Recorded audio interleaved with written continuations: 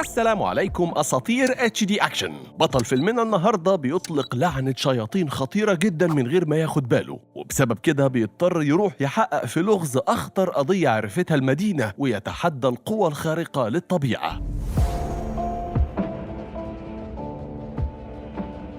وبيبدأ فيلمنا مع شخص في الغابة بيصطاد غزالة لكنه بيفشل، والكلب اللي معاه بيفضل ينبح بشكل غريب وبيطلع يجري، فبيتحرك وراه الراجل علشان يفهم اللي بيحصل، وبيلاقي الكلب صندوق صغير وبيفضل يلعب فيه لحد ما بيفتحه، علشان أول ما يقرب منه صاحبه بيلاقي الكلب عينه شكلها بقت غريب وتحولت كلها للون الأسود، فبيمسك الراجل الصندوق وما بيكونش فاهم ده بتاع إيه، وفجأة الكلب بيتحول بيبقى شرس جدا وبيهجم على صاحبه بهدف قتله فقط لا غير. الراجل مش مصدق ان الكلب بتاعه بيحاول يقتله وبيمسك البندقية وبيضطر يخلص عليه قبل ما يموته فعلا. بس الغريب ان اول ما الراجل بيرجع بيته عينه بتبقى لونها اسود جدا، وبيقتل مراته وابنه بالبندقية بدون تردد، وبيفضل يصرخ بشكل مخيف جدا، وبيطلع بعدها يجري على بيت جيرانه وبيمسك الساطور وبيبدأ يقتل في كل الموجودين وهو في حالة هستيرية، لدرجة انه بيحط وش واحدة من الموجودين في المية اللي بتغلي علشان تتحرق. وقبل ما يقتل البنت الأخيرة بيظهر رب الأسرة وبيقتله بالبندقية وهو مش فاهم ليه عمل معاهم كده. وأول ما بيموت الراجل بيتحول رب الأسرة وعينه بيبقى لونها أسود وبيقتل مراته، وبنته لما بتصرخ بيقتلها هي كمان، ومحدش فاهم إيه اللي بيحصل بالظبط. وعلى الطرف التاني من المدينة بيبقى صائد الشياطين المعروف جيمي قاعد بيرتاح شوية في بار وبيقرأ عن حالات القتل الغريبة اللي بتحصل في المدينة، وبيلاقي واحد عمال يرخم على بنت من المكان فبيضربه بمنتهى السهولة وبيعلمه الأدب علشان ما يتصرفش كده مع البنات مرة تانية. وفي اليوم التالي بتوصل عميلة الاستخبارات إيفيلين للمدينة علشان تحقق في الجرائم اللي حصلت، ورغم إنها كانت عايشة في المدينة زمان مع أسرتها إلا إنها بتتعامل مع أحد أعضاء الشرطة بصرامة شديدة جدا لأنها جاية هنا علشان شغل وبس. وبتدخل تقابل المأمور مارتي اللي بيرحب بيها جدا لكنه ما بيبقاش فاهم هي جاية ليه، فبتأكد له إيفيلين إن موضوع الجرائم اللي حصلت بشكل غريب ده أثار الرأي العام، وعلشان كده هي جت علشان تتأكد إن الجرائم مش متصلة ببعض علشان يقفلوا القضية وخلاص. وهنا بيوصل جيمي اللي محدش يعرفه وبيقول لهم إن القاتل بيتحول زي اللي قتله، يعني كل شخص مصاب لما بيتقتل الشخص اللي بيقتله بيتحول وبيتصاب زيه بالظبط. وبيقعد جيمي بمنتهى الوقاحة وبيقول لهم إنه صائد شياطين، بس طبعا محدش بيصدقه وبيقولوا عليه مجنون وبيأمروا بحبسه. فبيحاول جيمي يفهمهم إنه هو الصح ولازم يدركوا الأمر ده بسرعة قبل فوات الأوان، لأن في حالات كتير زي كده بتحصل هنا ولازم ياخد فرصته علشان يساعدهم، وإلا كل اللي في المدينة هيموتوا ورا بعض. ولما بيدخل للسجن بيطلب من إيفيلين إنها تسأل عن العيون وهي بتحقق وما بتكونش فاهمة هو بيسأل عن إيه، لحد ما بتوصل لمكان حصلت فيه جريمة بشعة ورب الأسرة قتل كل أفرادها، وبتتأكد إن في واحدة هي اللي نجت منهم ودي موجودة في المستشفى، فبتروح علشان تتكلم معاها وحالتها بتكون صعبة جدا بعد اللي شافته. وبتعرفها الست إن جوزها ضرب بنتهم الصغيرة بالنار بمنتهى الوحشية، وأخوها طلب منها تستخبى في الدولاب وقتل جوزها، لكن بعد ما قتلوا في حاجة حصلت له قتل ابنها بدون تردد وطلع يجري ورا الست عشان يقتلها هي كمان. وبتفضل الست تعيط وهي بتحكي، فبتقرر إيفيلين تسيبها ترتاح، لكن بتسمع منها إن عينهم كلهم كان لونها أسود للغاية وشكلها غريب. ساعتها بتفهم إيفيلين إن جيمي فعلا يعرف حاجة لازم يقولها لهم، وبتأكد للرئيس بتاعها الموضوع علشان تخرجه من السجن وتشوف هو يعرف إيه عن الجرائم الغريبة اللي بتحصل دي.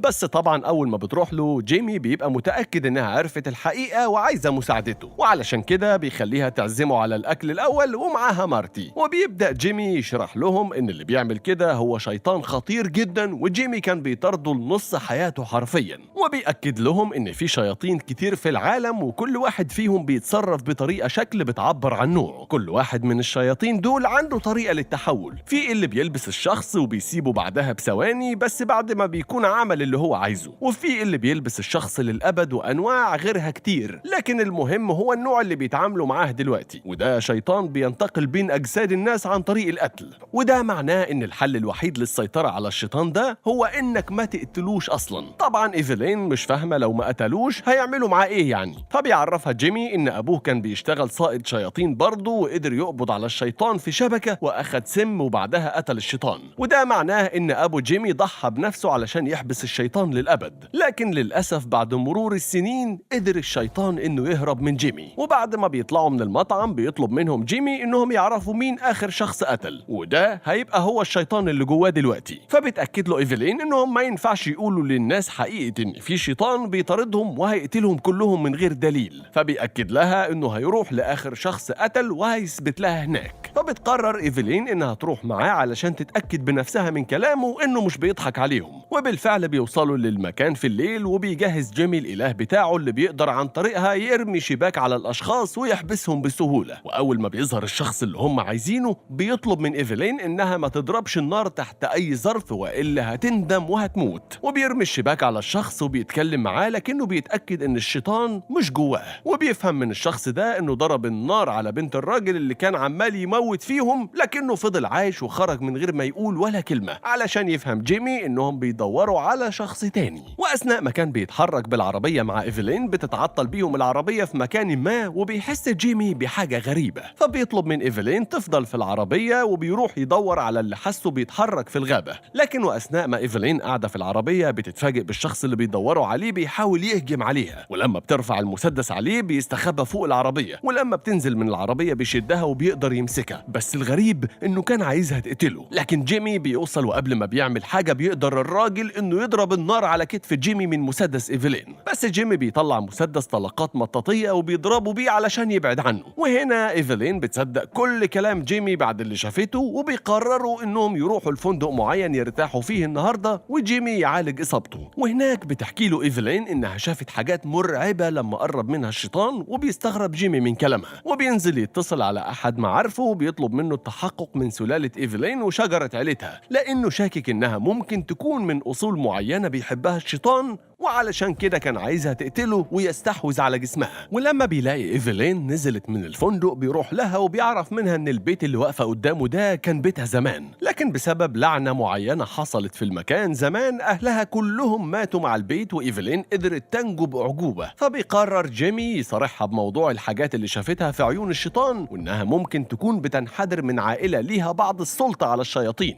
وعلشان كده الشيطان كان عايزها تقتله ويقدر يستحوذ على جسمها وروحها بأي طريقة. إيفلين بتترعب من كلام جيمي، لكنه بيطمنها إنه معاها وهيقدروا سوا إنهم يتغلبوا على الشيطان، لأن الشيطان لو استحوذ على جسم إيفلين هيمتلك القدرة على استدعاء شياطين كمان، وساعتها الوضع هيخرج عن السيطرة تماما. وتاني يوم مارتي بيجمع أهالي المدينة وبيأكد لهم إن سلسلة القتل اللي حصلت في المدينة طلعت متصلة ببعضها، بس أول ما بيقول إن الموضوع له علاقة بقوة خارقة للطبيعة الكل بيبقى في حالة من الاضطراب. وهنا جيمي بيتقدم علشان ينقذ الموقف، وبيعرفهم إن المفروض يخافوا، لكن لو سمعوا كلامه هينجوا من اللي بيحصل. بس فجأة بيدخل الشيطان وبيقفل الباب وبيطلع أسلحة كتير جدا من الشنطة بتاعته، وبيبدأ في قتل كل اللي قدامه بمنتهى الوحشية. الكل بيخافوا وبيحاولوا يهربوا. جيمي بيمسك سلاحه علشان يقبض على الشيطان، لكن واحد من الضباط بيقتله وبتتنقل روح الشيطان ليه، وبيبدأ الضابط يقتل في كل اللي موجودين. وقبل ما جيمي يمسكه بيتم قتل الضابط، والشيطان بيتنقل مرة تانية. جنون بالمعنى الحرفي بيحصل في المكان، واللي اتحول لأشلاء وبركة من الدم.